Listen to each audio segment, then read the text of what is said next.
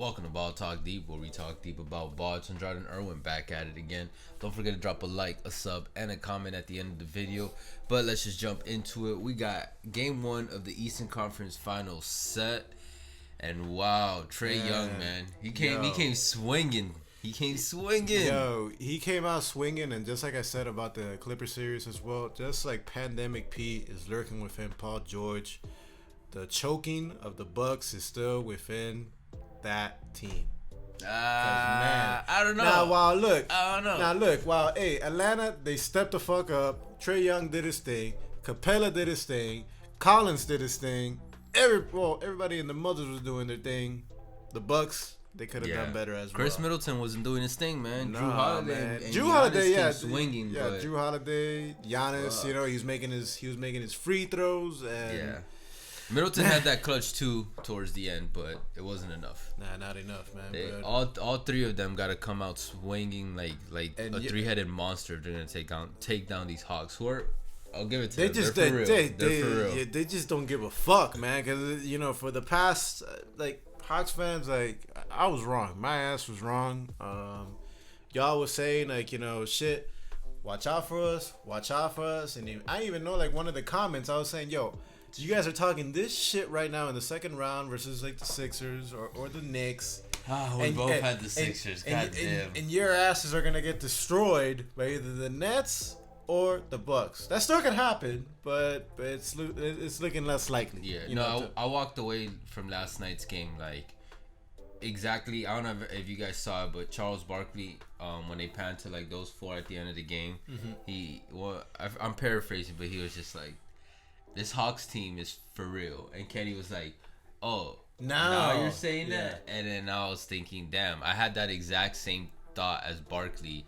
And then I knew Earl would be like, "Oh, now," and I know Hawks would be like, "Now," but it's like, this game solidified it. But you know what, Hawks fans, look, I was actually looking at this towards a space / what happens in Clubhouse on Twitter, and one of the guys I was listening to is Hawks fans. Talking about Worldwide Wob? Yeah, Worldwide Wob.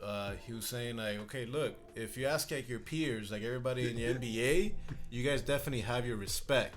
But when it comes to the regular fans, or if you want to be on primetime TV, or if you want a Christmas game, you're gonna have to wait till you get to the finals. No, that's true. As much as you hear. Tell them what happened with Worldwide Wob. Oh, yo. So this guy over here, he was texting me saying bro, I'm gonna hop on, and mind you, it's a big space that he has. He has over it was 5,000. Yeah, 1,400 plus people, and he's like, "Bro, I'm a request, man, but I'm mad reluctant. You could be a speaker on it. You could be a speaker and talk his shit." And this guy, being skeptical, he was the first one that he picked. I was texting him. He's like, "Bro, you're on. Unmute your mic." And Rob, Worldwide Rob, he's like, "All right, we bring in Andrade. Going once, going twice.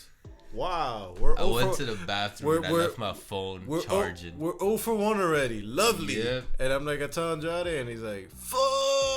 I got in a little too late. Even though it was just a few minutes, I was like, "What?" Yo, no, he didn't. And my ass, my ass, that I'm I stayed there for an hour, hour and a half on the Ball Talk Deep. I was trying to get in, and this man over here, it's not. I can't believe he picked. I was just like, "What the fuck?" I tweeted him after, and I was like, "Yo," you made I gave him a whole little paragraph. Did you see the tweet? Yes, I did, but I'm I doubt that he saw that shit. Go like it so you can see it. No, man, that's on you. But anyways, we obviously went on a tangent over here. All right, back to Trae Young. Trae had one of the best debuts for a conference final. Are you finally gonna give him his respect? He's a superstar. None of this nonsense saying that. Oh, he's a Robin. I'm not quite sure if you can. No, motherfucker. Okay. He's in the conference. When I said he was a Robin, it not was a Robin. The same as saying Giannis is a Robin, in the sense they are amazing players, but maybe they're just not that piece to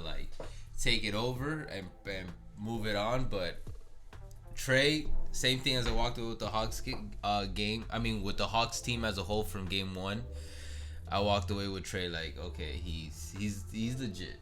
He's no legit. shit. He really is the next Steph Curry. Those comparisons were his future trajectory, and I took a lot of it as hyperbole, and it was hyperbole. but now you can really see it. And by the next Curry, it's not like just because he shoots from long range. Like no, like Curry, he can score from a lot all over the floor, and he did that in game 1. Yo, you saw those that alley oop, not alley oop, but like assist that he does from like the backboard. And yeah, and on top of that, the tenacity that he has, his mindset, like. I really undervalued him. Again, I kept repeating about his height and how undersized he is, because he's even smaller than Curry. They do a really good job of hiding him on defense, and kind of like I brought it up before, like Isaiah Thomas on the Celtics.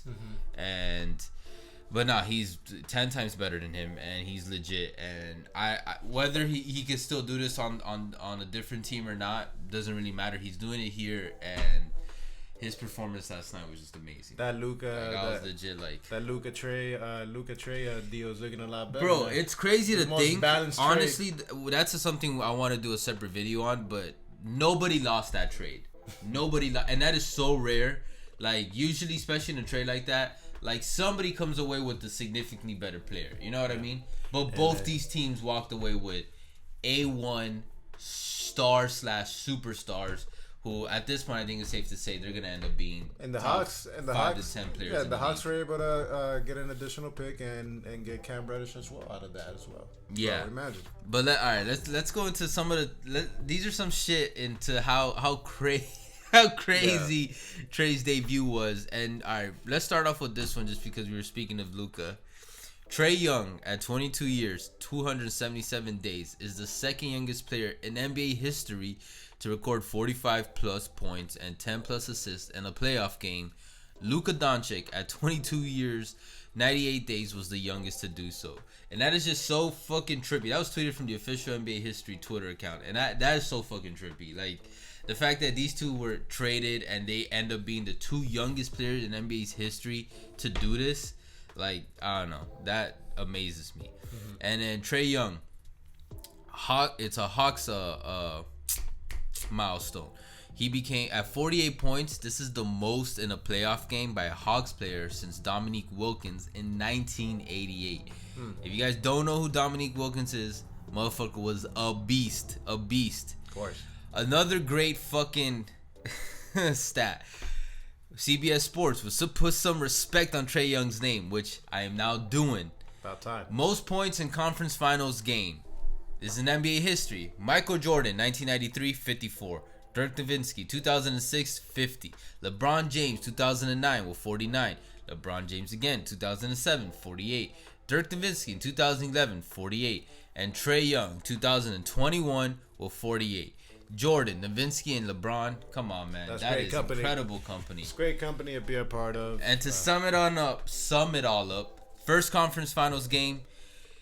These are the go-away stats. Scored 48 points, had 11 assists, had 6 rebounds, threw an alley-oop off the backboard, and crossed up an all-defensive first-team defender into the multiverse, and then shimmied on him before hitting a three. Unbelievable. And yeah, that shimmy was crazy, because when he did it, not only was it crazy to watch it in the game, but Twitter, like, they blew up. Yeah, NBA Twitter is just so entertaining during playoff games. Like, you literally gotta have your phone in one hand or your iPad, and then like the game on another. And they just went like, he did not just do that. And I was just like, what the fuck?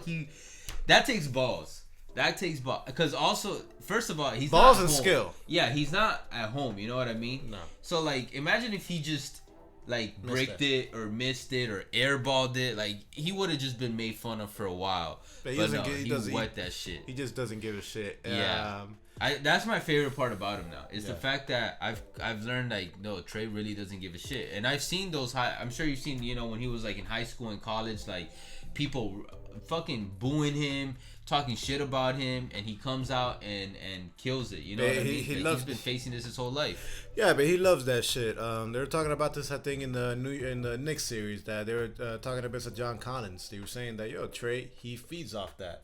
Yeah, he loves that, which is something good to have in your superstar / villain. Yeah, kind of reminds me of Tyler Hero last year. Like, I would see it a lot with Tyler. I know it's a weird comparison, but you didn't see he had the same type of high school and college highlights as Trae, in terms of like, it'd be this crowd that was just ragging on him, because again, Tyler's also a small dude and he's a white boy, and it's just like Trae, those two. Well, however, feed off it. All right, but if it isn't obvious, guys, look, and it's a last thing I do want to say about the Hawks. Look, it's impressive with so many like of the media saying like, hey, so and so star doesn't have enough help. You know, they need more help. Blah blah blah blah blah.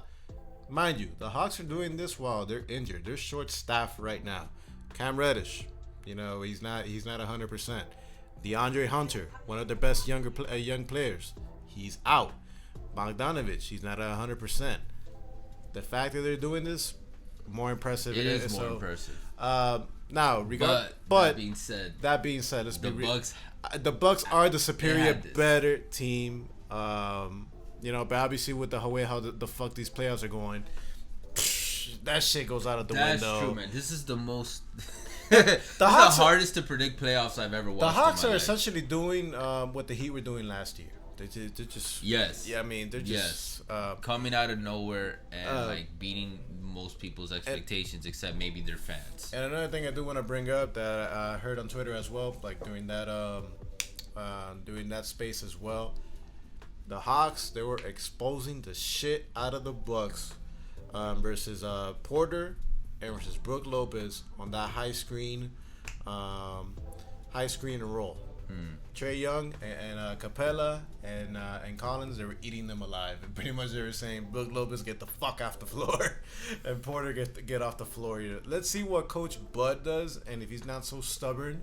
And actually, we've seen him adapt a lot this year. We'll see. There's gonna be a real test. If he doesn't adapt, man, those calls of him getting his ass fired are gonna get even louder. I expect Game 2 the Bucks to come out swinging, like from the get go, come out swinging, because they didn't come out swinging yesterday, and I think they learned their lesson with this whoop ass, because it wasn't a whoop ass, but just towards the end, it just ended up looking like a whoop ass. It was just like, what the fuck? Does that change your prediction? You still think the Bucks are gonna win this series? Yeah, I still think the Bucks. Okay, I still got the. I wouldn't be surprised anymore if the Hawks win. I really I would just be like, well, it kind of makes sense. I had the Hawks in 7. I'm just gonna stick by it, but from what it looks like, if the Bucks keep doing this might be Bucks. Might be Hawks in 6. Kind of reminds me with the Clippers in the last series, not the one with the Suns, but it's just like, okay, when you look at the game as a totality, the Bucks had this. It just kind of slipped away towards the end, and I still kind of feel that with the Clippers, you know, in Game 2 against the Suns. But there's a part of me that's like, I think we are just truly witnessing a Hawks team that is like, whatever you want to call it. I think it's just destiny. If they make it to the finals, even win it all, they just seem to be on this path. I wouldn't be surprised. A Suns versus Hawks finals, both those teams are kind of just doing the unexpected, in the sense of like not many people first saw them just going doing this. The Suns have never won a championship, and the Hawks in their franchise history since like the 50s. And they weren't even in Atlanta, so type shit.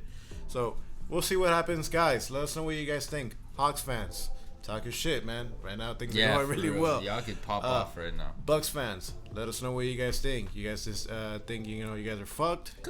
You guys think Coach Bud is gonna be able to adjust? Let us know. Either way, appreciate all the love in there. How many points is Trae scoring Game 2?